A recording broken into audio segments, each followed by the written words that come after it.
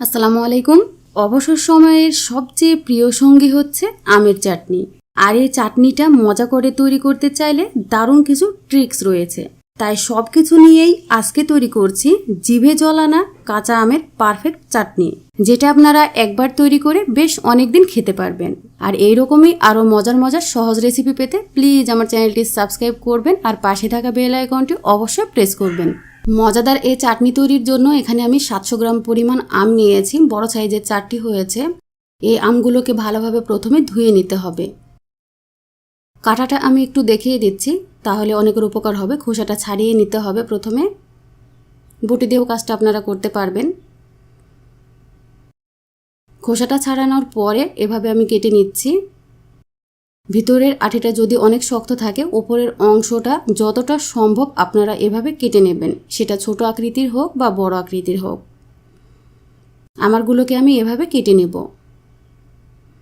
দেখুন, আমগুলো কেটে নেওয়ার পরে এরকম হয়েছে। আর এই ছোট টুকরোগুলো দেখতে পাচ্ছেন, আমি যে শক্ত আটিটা ছিল সেখান থেকে এভাবে ছিলে নিয়ে নিয়েছি। চুলায় একটা প্যান বসিয়ে দিয়েছি আর আমগুলোকে প্যানের মধ্যে নিয়ে নিয়েছি। মিডিয়াম আছে চুলাটা আছে। এর মধ্যে আমি 1 কাপ পরিমাণ পানি অ্যাড করে দেব আমার উপাদান অনুযায়ী। পানির পরিমাণটা জেনে বুঝে দিতে হবে। সামান্য লবণ দিচ্ছি।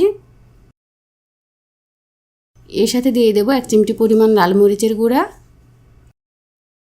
1 চিমটি পরিমাণ হলুদের গুঁড়া। পানিটা অবশ্যই জেনে বুঝে দিতে হবে। খুব বেশি পরিমাণে দিলে কিন্তু পানিটা রয়ে যাবে, আমটা সিদ্ধ হয়ে যাবে।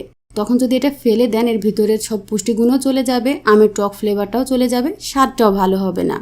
সেজন্য অবশ্যই মেপে পানিটা দিতে হবে। আমগুলোকে খুব ভালো করে সিদ্ধ করে নিতে হবে। 3-4 মিনিটের মতো অপেক্ষা করেছি, তারপরে এরকম এসেছে। দেখুন, সামান্য পানি দেখা যাচ্ছে। পানিটাকেও একটু সময় নিয়ে মিডিয়াম লো আঁচে শুকিয়ে নেওয়ার চেষ্টা করবেন। এরকম মাখো মাখো টাইপের হবে। খুব বেশি জাল দিলে কিন্তু নিচে পুড়ে যাবে, তখন আপনার চাটনিটার ফ্লেভারটাও নষ্ট হয়ে যাবে, স্বাদটাও ভালো আসবে না। একটা মশলা তৈরি করব, খুবই ফ্লেভারফুল। মশলার জন্য 2টো তেজপাতা নিয়েছি আর 4টা লাল মরিচ নিলাম। স্বাদ অনুযায়ী বাড়িয়ে নিতে পারবেন ঝালটা। 1 টুকরো নিয়েছি দারচিনি। সাথে দিয়ে দিতে হবে 1 টেবিল চামচ পরিমাণ ধনিয়া, 1 চা চামচ পরিমাণ আস্ত জিরা নিচ্ছি। আমি আমার উপাদান অনুযায়ী কিন্তু মশলাটা তৈরি করছি, বেশি পরিমাণে করলে বাড়িয়ে নিতে হবে। মৌরি নিচ্ছি এখানে 1 চা চামচ পরিমাণ। মৌরি দিলে স্বাদটা দারুণ আসে। এর সাথে 1 চা চামচ পরিমাণ পাঁচফোড়ন অ্যাড করে দিচ্ছি। এখন সব উপকরণগুলোকে খুব ভালোভাবে টেলে নিতে হবে যতক্ষণ না পর্যন্ত সুন্দর একটা অ্যারোমা ছড়ায়। মিডিয়াম লো আছে কাজটা করতে হবে। মশলাগুলো যেন পুড়ে না যায় সেদিকে অবশ্যই লক্ষ্য রাখবেন, তাহলে কিন্তু আপনারা চাটনির আসল স্বাদটা পাবেন। আমি যেভাবে করছি ঠিক এভাবে করবেন। পুড়ে গেলে তিতা ভাব চলে আসবে। নামিয়ে নিয়ে গুঁড়া করে নিতে হবে। প্যানের মধ্যে আমি 1/3 কাপ পরিমাণ সরিষার তেল নিয়ে নিচ্ছি। এর মধ্যে নিয়ে নিচ্ছি 1 টেবিল চামচ পরিমাণ রসুন বাটা। রসুনটাকে তেলের সাথে মিশিয়ে নিচ্ছি। কাঁচা গন্ধটা যাওয়া পর্যন্ত এটাকে ভেজে নিতে হবে। 1 টেবিল চামচ পরিমাণ সরিষা বাটা এর মধ্যে দিয়ে দিচ্ছি।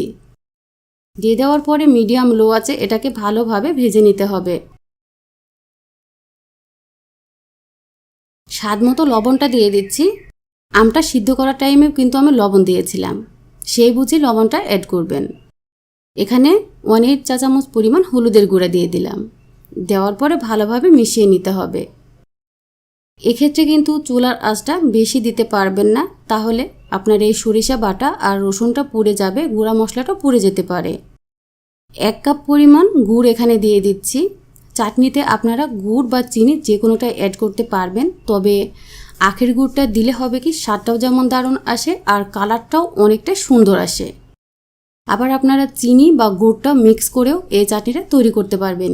গলে আসা পর্যন্ত অপেক্ষা করেছি। দেখুন, এরকম ওপরে বলক এসে গেছে।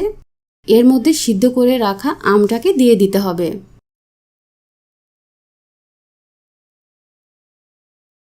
আমগুলো দেওয়ার পরে অন্যান্য উপকরণের সাথে ভালোভাবে মিশিয়ে নিতে হবে। আর এই আচারটা কিন্তু চুলার কাছে দাঁড়িয়েই করতে হবে, সরে যাওয়া যাবে না, কারণ একটু এমন ওমন হলেই কিন্তু আপনার স্বাদটা ভালো আসবে না। তাই কাছে দাঁড়িয়ে থেকেই অনবরত নাড়তে থাকতে হবে আর এই আমগুলোকে এই মুহূর্তে গলিয়ে নিতে হবে। আগে থেকে সিদ্ধ করা ছিল, তারপরেও আপনারা চামচ দিয়ে একটু নাড়াচাড়া করলে দেখবেন ভালোভাবে গলে একেবারে মিশে যাচ্ছে। ঠিক বাইরের যে চাটনিটা আমরা খাই সেরকমই স্মুথ হবে ফাইনালি। যে মশলাটা তৈরি করে গুঁড়া করে রেখেছিলাম সেটা এর মধ্যে দিয়ে দিচ্ছি। দেখে মনে হচ্ছে আসলে মশলাটা অনেক বেশি। চাটনিতে আসলে মশলার পরিমাণটা বিভিন্ন আইটেমের হয়, তাই পরিমাণে একটু বেশি। তবে এভাবেই দিয়ে দেখবেন স্বাদটা খুবই দারুণ আসবে, বাইরেরটার চেয়ে অনেক বেশি। এখন মশলাটাকে খুব ভালোভাবে আচারের সাথে মিশিয়ে নিতে হবে আর এভাবে অনবরত নাড়তে থাকতে হবে। যখন এরকম ধীরে ধীরে ফুটবে তখন এর মধ্যে বিট লবণ দিয়ে দিয়েছি আমি, 1/2 চা চামচ পরিমাণ দিয়েছি। খুব বেশি যদি আপনারা করতে চান পরিমাণে তাহলে এই উপাদানটাও একটু বাড়িয়ে দিবেন। আমগুলো প্রায় গলে এসেছে, ভিউয়ার্স দেখলেই বুঝতে পারবেন কালারটাও চেঞ্জ হয়ে গেছে আর ফোটার অবস্থাটা দেখুন, একটু সময় নিয়ে ফুটছে। এই অবস্থাতে খুব রিস্ক থাকে, মাঝখানে কিন্তু লেগে যাওয়ার সম্ভাবনা থাকবে আর লেগে গেলে আপনার চাটনিটা খেতে একদম ভালো লাগবে না। তাই অনবরত নেড়ে চেড়ে শেষ পর্যন্ত চাটনিটা তৈরি করতে হবে।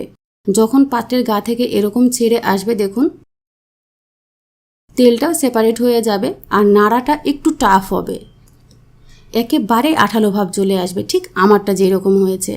খেয়াল করলে বুঝতে পারবেন আসলে এর চেহারাটাও যেমন সুন্দর হয়েছে, এটা খেতেও সেই রকমই মজা।